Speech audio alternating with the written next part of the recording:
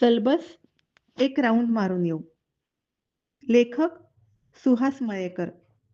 वाचक स्वर डॉक्टर अदिती काळमेघ. भातुकली. एकुलती एक माझी लेक खेळातल्या संसारात रमून जाई. खेळायला भावंड नसल्यामुळे मी तिच्या भातुकली संसारातला एक अविभाज्य भाग असे. मी घरी नसलो तर तिच्या संसारातला मुलगा कामावर गेलेला असे आणि मी आल्यावर त्या छोट्या संसारात सामावून जाई. मग मला डब्बल चहा मिळत असे. दुसरा छोटूशा कब्बशीत. घरीच असलेल्या पत्नीच्या साक्षीनं हा संसार सुरळीत चाले. तीही एकटीच गालात हसत असे, लेकीला कळू न देता. कधी माझी पिल्लू माझी आई होई नि मी तिचा मुलगा, कधी ती ताई मी दादा, ती बांगडीवाली मी गिऱ्हाईक. छी छी पप्पा, तुम्ही बांगडी घ्यायला मुलगी आहात? असं म्हणून छोटूसा हात कपाळावर मारून क्षणात ती मच्छीवाली होई. मग ती मच्छीवाली मी गिऱ्हाईक. इवल्याशा फ्रॉकवर आईची ओढणी गळ्यात अडकवून, भाऊ घ्या ना घ्या, ताजी आहे मच्छी. असं म्हणून कापलेले कागदाचे लहान मोठे तुकडे चिमुकल्या हातानं पुढे करी. तिच्या इवल्याशा बुद्धीला झेपणारे परिचयातले मासे त्यात सामील होत. बोंबील, कोलंबी, पापलेट, सुरमई. कधी आई, कधी मुलगा, कधी दादा. कोणीतरी आजारी पडे. त्या जागी बाहूला झोपवून मला डॉक्टर व्हावं लागे. आणि आई तक्रारी सांगत असे, ताप पण येतोय आणि खोकला पण. बरं बरं, सगळं ठीक होईल. मी औषध लिहून देतो, ते नीट पाजा. ती बाहूला खांद्यावर थोपटवून तल्लीनतेने गोडशी मान डोलावी. मग तिचं ते औषध पाजताना बाळाचं रडणं. खूप मज्जा येई. प्रसंग डोळ्यांसमोर उभा राही.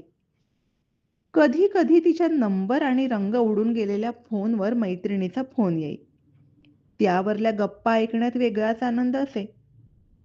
कधी मूड येईल तसा हा संसार थाटला जाई. कधी प्रत्यक्ष संसारातल्या घडामोडींचं प्रतिबिंब त्यात दिसे. तिच्या निरीक्षण शक्तीचं कौतुक करतच आम्ही ते पाहत असू.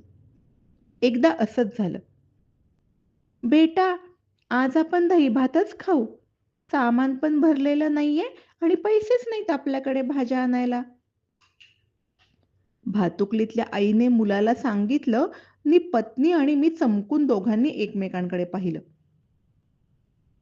अहो, पैसे नाहीत हे ती झोपलेली असताना तिच्या नकळत मी तुम्हाला म्हटलं होतं. पत्नी म्हणाली. म्हणजे ती जागी राहून हे सर्व ऐकत होती तर. तरी सुद्धा तिनं कळू दिलं नाही. मी उद्गारलो. कालच हिने सकाळी म्हटलं होतं. आज फक्त दहीभातच खायचा. सामानाची बोंब आहे, खडखडाट आहे. अगं पण पिल्लूचे हाल कशाला? काही काळजी नका करू, मी तिला समजवेन. आमच्या अशा गोष्टी चालू असताना पिल्लू चक्क गाढ झोपली होती. काल जेवताना मग पत्नीने तिला म्हटलं होतं, बाळ, आजचा मेनू दही भात. तुला आवडतो ना? तिनंही अगदी मान डोलावून आवडीने खाल्ला होता.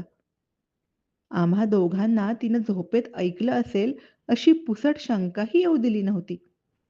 मात्र आता भातुकलीच्या खेळात हे निरागसपणे घडून गेलं होतं. पाणी भरल्या डोळ्यांनी मी तिला उचलून घेतलं. परिस्थिती बेताची असली की जुळवून घ्यायचे संस्कार तिच्यावर होत होते.